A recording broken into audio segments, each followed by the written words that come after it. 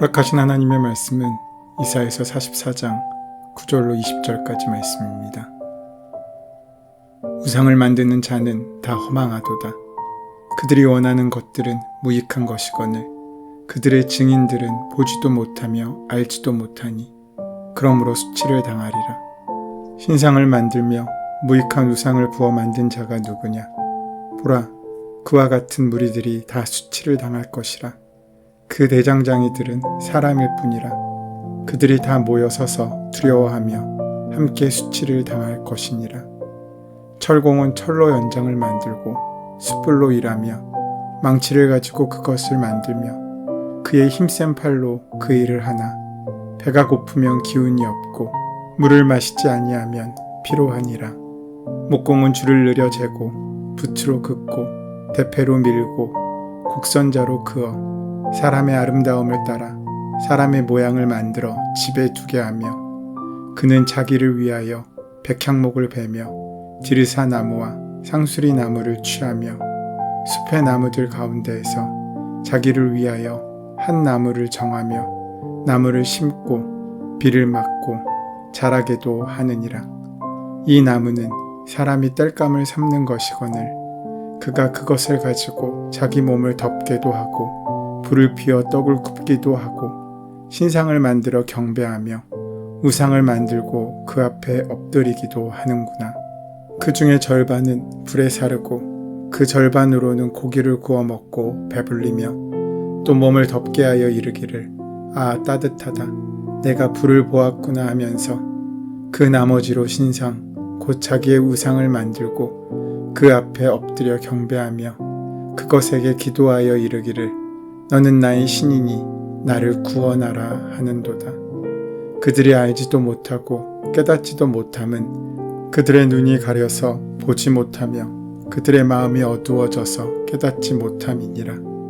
마음에 생각도 없고 지식도 없고 총명도 없으므로 내가 그것의 절반을 불사르고 또한 그 숯불 위에서 떡도 굽고 고기도 구워 먹었거늘 내가 어찌 그 나머지로 가증한 물건을 만들겠으며 내가 어찌 그 나무 토막 앞에 굴복하리요. 말하지 아니하니 그는 죄를 먹고 허탄한 마음에 미혹되어 자기의 영혼을 구원하지 못하며 나의 오른손에 거짓 것이 있지 아니하냐 하지도 못하느니라. 포로 생활에 있던 이스라엘 백성을 부르시며 두려워하지 말라. 목마른 자인 너희에게 물을 주겠고 너의 마른 땅에 시내가 흐르게 하겠다고 하나님께서는 약속하셨습니다. 누가 이런 말씀을 주고 있으십니까? 우리를 도와주실 여호와 하나님이 지금 이렇게 우리에게 말씀하시고 초청하시는 것입니다. 그렇게 하나님은 우리를 도와주시려고 기다리고 계십니다. 나를 만드신 하나님이, 나를 어머니의 뱃속에서부터 빚어내신 하나님이 지금도 나를 도와주시려고 기다리고 계시면서 우리를 초청하고 계십니다. 하나님은 지금 이스라엘 백성에게 내게로 돌아오라고 초청하고 있으십니다. 이 초청은 현재 이스라엘 백성이 서 있는 자리가 어디인지를 암시하고 있습니다. 지금 서 있는 그곳에서 내게로 돌아오라고 말씀하고 있는 것입니다. 하나님께서는 나의 영을 내 자손에게 너뿐만 아니라 내 후손에게 부어주겠다고 약속하십니다.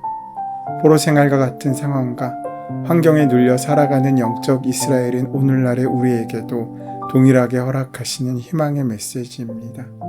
그런데 이런 하나님의 초대의 메시지를 듣고 있는 우리의 자리는 바로 우상숭배의 자리입니다. 이제 9절로 20절까지의 말씀을 통해 우상숭배하는 자들의 어리석음을 말씀하고 있습니다. 우상이 어떤 존재인지, 또 과거의 이스라엘이 그렇게 열심으로 섬기고 그렇게 섬기기 때문에 지금 이 고난을 당하고 있는 우상이 얼마나 어리석은 것인지 보라고 하십니다. 9절 말씀입니다. 우상을 만드는 자는 다 허망하도다. 그들이 원하는 것들은 무익한 것이오늘 그것들의 증인들은 보지도 못하며 알지도 못하니 그러므로 수치를 당하리라. 이 세상에서 가장 수치로운 자, 어리석은 자는 우상을 만들고 그 우상 앞에 엎드려 절하는 자입니다. 왜냐하면 자신이 만든 우상이 자신에게 복을 가져다 주고 불행을 막아줄 것이라고 생각하기 때문입니다. 상식적으로 생각해 봐도 나에게 복을 주고 나를 지켜줄 수 있으려면 나보다 가진 것도 많아야 하고 힘도 있어야 하지 않겠습니까? 그런데 인간이 만든 존재가 어떻게 인간에게 복을 주며 인간을 지켜줄 수 있겠습니까? 또한 인간이 우상을 만드는 과정을 생각해보면 더 우스꽝스럽다고 말씀하고 있습니다. 여러분, 우상은 누가 만든 것입니까? 전부 사람이 만든 것입니다. 사람이 우상을 만드는데 그것도 얼마나 열심히 만드는지 모릅니다. 철공은 철의 숯불을 불리고, 여기서 불린다는 말은 불에 달군다는 의미입니다. 철을 숯불에 달구고 망치로 쳐서 그것을 부드럽게 만들어 내가 원하는 모양으로 만들기 쉽게 한다는 것입니다. 철을 그렇게 열심히 달고 팔로 열심히 불길을 세게 하니까 어떻게 됩니까? 심지어 기력이 지나면 물을 마시지 아니하여 곤비한다고 말씀합니다. 이것은 얼마나 열심히 우상을 만들기 위해 노력을 하는지를 보여줍니다. 그러면서 목공의 이야기도 나옵니다. 그것을 정성껏 재어서 원하는 아름다운 모양으로 만들기 위해 열심히 만들어 그 앞에 엎드려 복을 달라고 빌었다는 것입니다. 이것이 얼마나 어리석은 일입니까? 그 시간을 차라리 나를 위해 사용했다면 우리는 더 많은 것을 얻을 수 있었을 것입니다. 그런데 그들은 헛된 어리석음으로 말미암아 잘못된 것에 열심을 다했습니다. 그런데 여러분, 우상을 만드는 사람들도 이렇게 정성을 다합니다.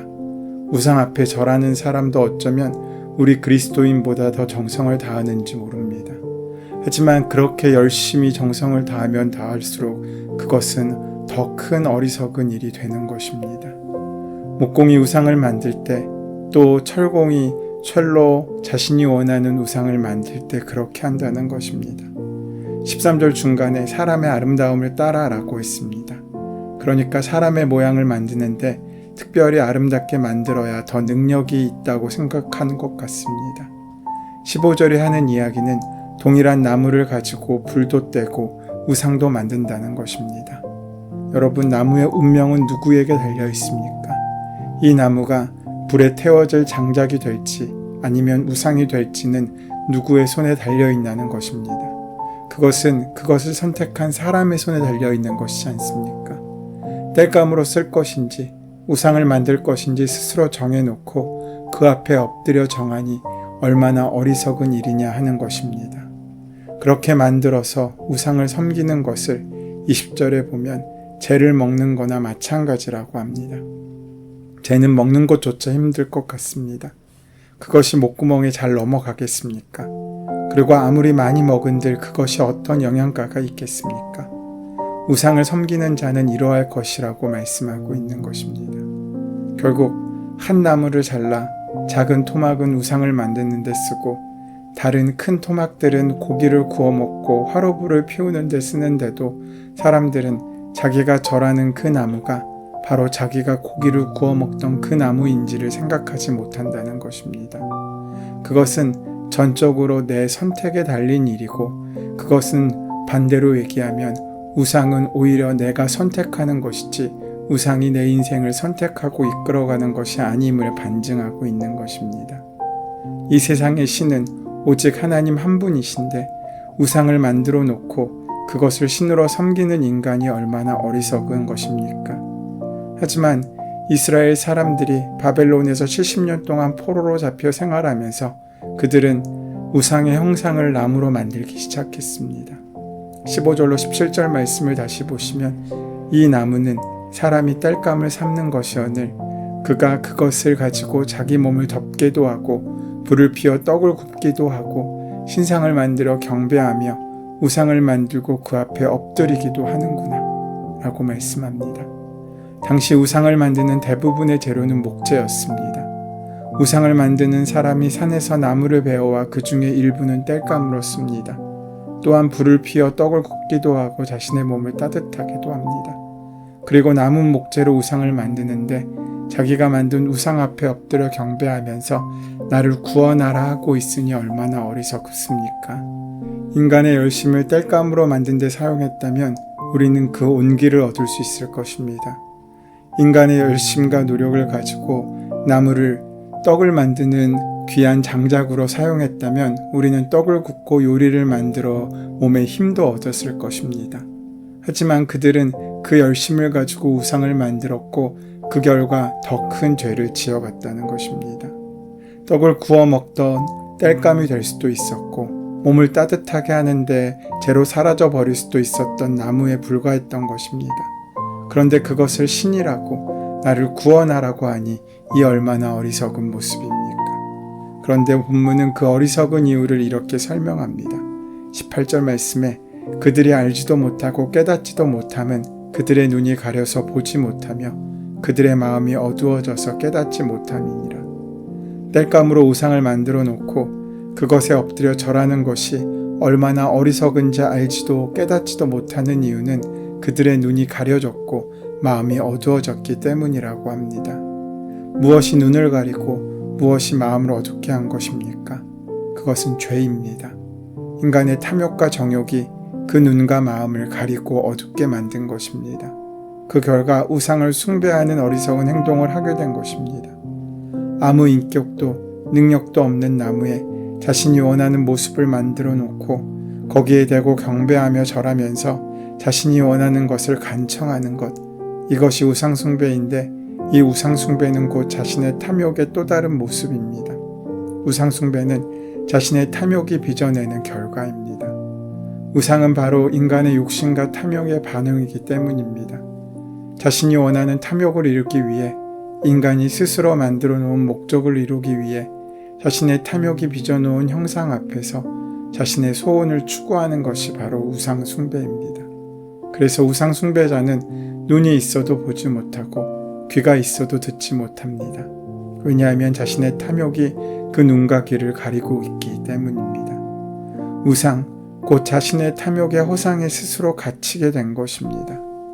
오늘날을 살아가는 우리들도 너무나 자주 우리가 추구하는 탐욕의 허상에 갇혀 앞뒤 분간을 하지 못할 때가 많습니다. 한국교회가 만나는 여러 가지 비도덕적이고 어리석은 타락은 단지 몇몇 목사들의 타락과 부도덕에 기인한 것만이 아닙니다. 바로 우리가 세상의 풍조를 따라 세상의 것이 헛된 우상이 우리를 구원해 줄 것이라고 우리를 평안하게 만들어 줄 것이라고 생각하여 거기에 몰두한 결과이지 않습니까?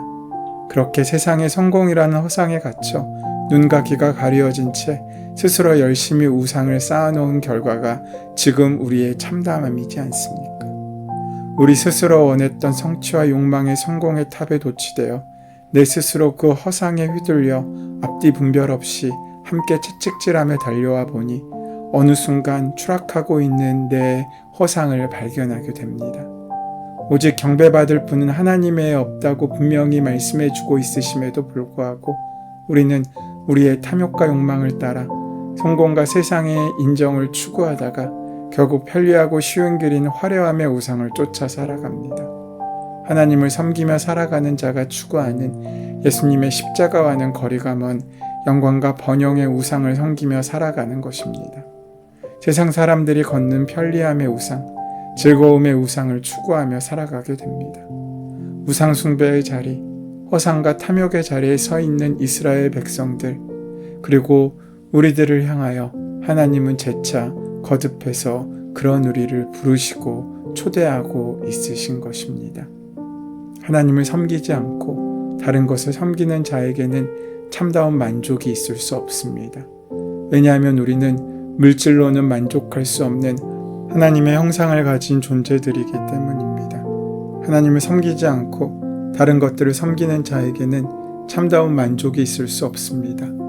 이것은 죄를 집어먹는 것과 같습니다. 하나님을 떠나 다른 것을 따르는 일은 이처럼 스스로를 속이는 것입니다. 무엇을 따르든지 만족을 얻지 못합니다. 이것은 마치 개가 가까이 있는 참새를 잡으려고 헐떡이며 따라가다가 실패한 후 또 시도하는, 다시 말해 계속하여서 잡을 수 없는 것을 잡으려고 애쓰며 탕진하는 것과 같은 일이라는 것입니다.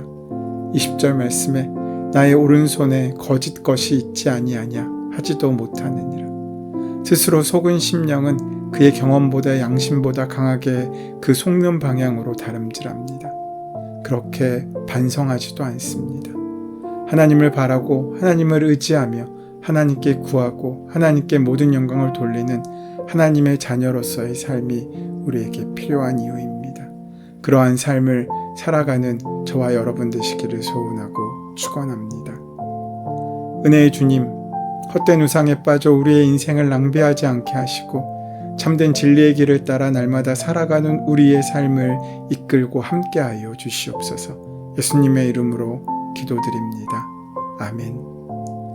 이제 오늘 이 아침 우리에게 허락하신 오늘 본문의 말씀이 우리에게 말씀하고자 원하시는 주의 음성을 만나는 귀한 통로가 되게 하기 위하여 본문의 말씀을 깊게 묵상하고 함께 기도하는 시간 가지도록 하겠습니다. 함께 기도합니다.